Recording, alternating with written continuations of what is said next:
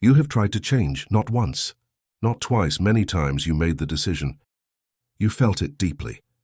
You told yourself this time would be different, and for a moment it was, but then something pulled you back. Not the world outside, not other people, not your circumstances. Something inside you, something quiet, invisible, and incredibly powerful. And you called it weakness. You called it laziness. You told yourself you were broken, that something was wrong with you at a level too deep to fix, but that is not what happened. What happened is your nervous system did exactly what it was built to do. It protected you. The problem is not that your nervous system is broken. The problem is that it is loyal to the wrong identity. And until you understand that, nothing you try will hold, not the affirmations, not the visualization, not the new habits or the new mindset, or the new version of yourself you keep trying to build, on top of a foundation that was never updated. The foundation is the nervous system, and the nervous system does not respond to decisions. It responds to what it recognizes as safe. Think about that for a moment. Safety, not truth. Not logic, not what you deserve or what you are capable of, what feels safe. And what feels safe to your nervous system is not what is good for you. What feels safe is what is familiar, what has been repeated so many times, felt so many times, survived so many times, that your body has coded it as home, even if home was painful, even if home was small, even if home was a version of yourself you have been trying to leave for years. Your nervous system does not know the difference between familiar pain and actual safety. It only knows pattern, and the pattern it knows is you, the old you, the you that was built before you understood any of this. That is who it is protecting. So, when you try to step into something new, something bigger, something that actually matches who you know you are becoming, your nervous system does not celebrate, it activates. It sends signals through your body that feel like anxiety, like resistance, like a quiet dread you cannot name. It makes the new feel dangerous, not because the new is dangerous, because the new is unfamiliar, and unfamiliar, to a nervous system built on survival, registers the same as threat. This is why you can know something completely and still not be able to live it. This is why you can understand the concept, repeat the words, believe the idea in your mind, and still feel your body pulling in the opposite direction, because your mind accepted the new version, but your nervous system is still running the old one. And the nervous system almost always wins, not because it is stronger than your will, because it is deeper than your will.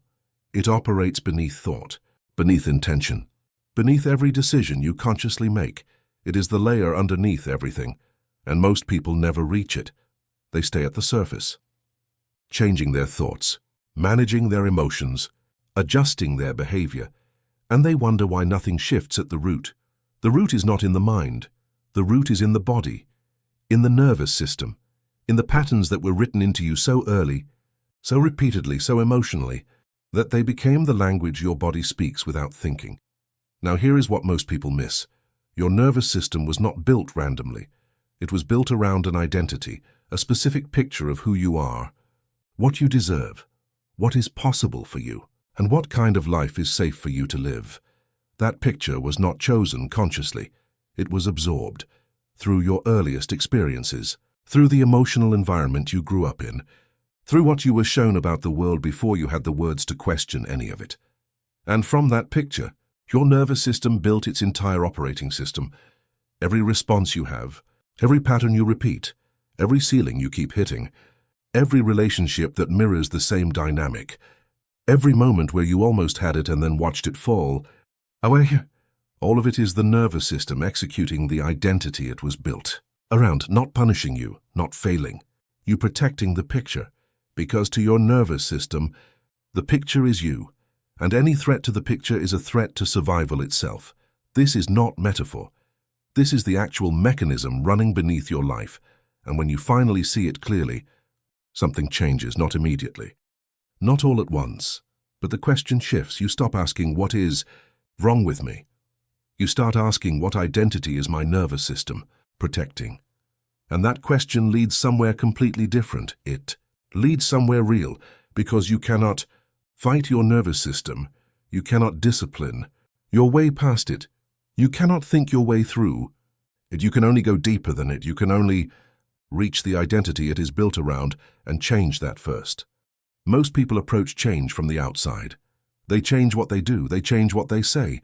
They change their environment, their routine, their circle, and sometimes it feels like it is working for a while. But then life applies pressure, a disappointment, a rejection, a moment where things do not go the way they were supposed to, and in that moment, something collapses. Not because you are weak, because under pressure, the nervous system does not go to the new identity you have been building. It goes home. It goes back to the identity it knows, the one it was wired around long before you started this work. And you find yourself reacting in ways you thought you had moved past, saying things you promised you would not say, feeling things you believed you had already healed, becoming for a moment the version of yourself you were certain you had left behind. And the shame of that moment is almost unbearable, because you knew better. You did the work. You understood the concepts. You made the commitment. And still, under pressure, the old self showed up. Here is what that moment is actually telling you. It is not telling you that you have failed. It is not telling you that change is impossible for you. It is telling you that the identity beneath your efforts was never updated. The nervous system executed what it knows. And what it knows is the old story. The story that was written into your body before you had any say in it. Now understand something important. Your nervous system does not store that story in words. It does not store it in memories you can simply recall and reframe. It stores it in sensation, in the tightening of the chest when something feels too good to be true, in the shallow breath that arrives when an opportunity gets close, in the restlessness that follows a moment of genuine peace, in the pull toward chaos when things have been calm for too long. These are not random. These are not personality quirks. These are identity signals.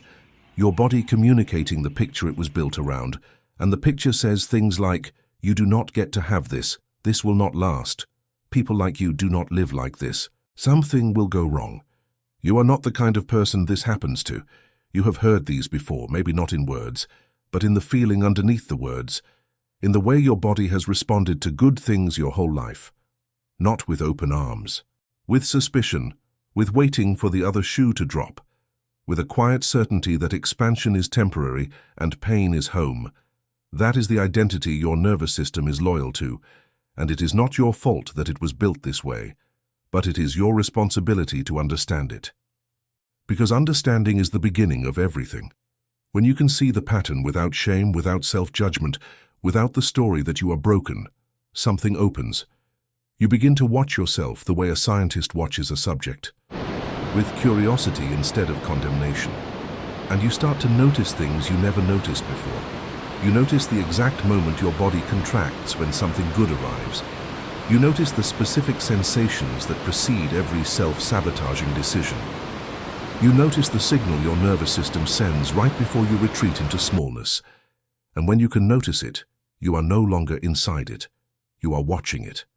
And that distance, that small but profound space between you and the automatic response, is where identity begins to shift. Not through force, not through discipline, through awareness so clear and so honest that the old pattern loses its invisibility, because patterns only have complete power when they operate unseen.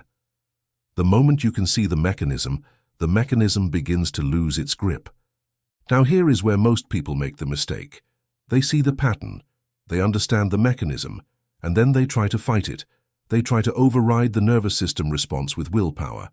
They try to push through the contraction, force themselves into expansion, demand that their body accept what their mind has already decided. And the nervous system fights back, because the nervous system does not respond to force. It responds to safety, and safety is not created by pushing harder. Safety is created by repetition, by the slow, patient, consistent experience of the new identity being true. Not declared, not affirmed, not visualized once and expected to hold. Lived, breathed, felt in the body as real, again and again, in small moments, until the nervous system begins to recognize the new picture as familiar, until the new identity starts to feel like home. This is the work that most people skip, because it is not dramatic. It does not feel like a breakthrough. It feels like small, quiet, almost invisible choices made in ordinary moments.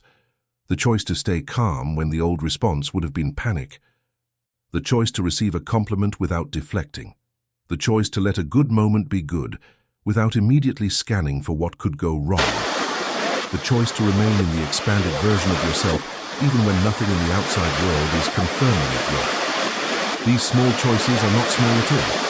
They are the language the nervous system actually understands. They are proof, and the nervous system responds to proof the same way it responded to the original wiring. Through repetition, through emotional experience, through the slow accumulation of a new normal. And gradually, almost imperceptibly, the picture begins to change. Not because you forced a new identity onto yourself, because you gave the nervous system enough evidence that the new identity is safe, that it is survivable, that the expansion is not a threat, that the good is not a trap, that you are allowed to be this version of yourself. And when the nervous system finally accepts that, everything changes. Not just your thoughts, not just your behavior. The baseline changes, the default changes, what feels like home changes. And from that new home, a completely different life becomes not just possible, it becomes natural. There is a version of you that already exists, not in the future, not waiting to be built or earned or proven, already existing. At a level beneath the noise, beneath the patterns, beneath everything the nervous system has been protecting. A version of you that never needed fixing. That was never actually broken. That has simply been underneath a system built for a different time, a different environment, a different set of conditions that no longer exist. The child who needed that nervous system is not here anymore. The environment that required that level of protection is gone. But the system kept running, because nobody told it the threat was over. Nobody went inside and said, "You can rest now, you survived. You do not have to guard this identity anymore," because the identity was never the truth of who you are. It was the armor. And armor that is never removed eventually feels like skin. You forget it is something you are wearing. You begin to believe it is something you are. The smallness feels like reality. The contraction feels like personality. The ceiling feels like the natural limit of what is possible for you. And you move through life defending a picture of yourself that was never true. That was only ever a response. A brilliant, necessary, survival-driven response to conditions that shaped you before you had any power to choose differently. But you have that power now. Not the power to force change, the power to go deeper than the armor, to reach the place where the identity was first written, and to begin, slowly and with great patience, writing something new. Now understand what this actually means. This is not about becoming someone else.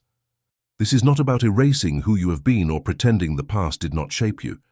This is about recognizing that beneath every layer of conditioning, beneath every nervous system response, beneath every pattern you have repeated and every ceiling you have hit, there is an original self.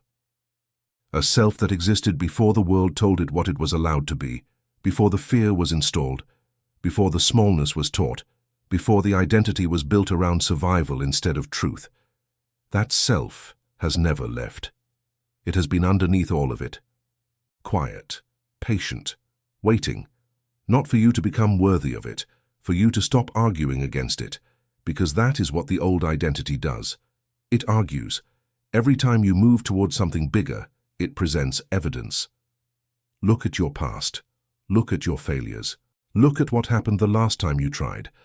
And the nervous system, loyal to that identity, floods the body with sensation that makes the evidence feel undeniable.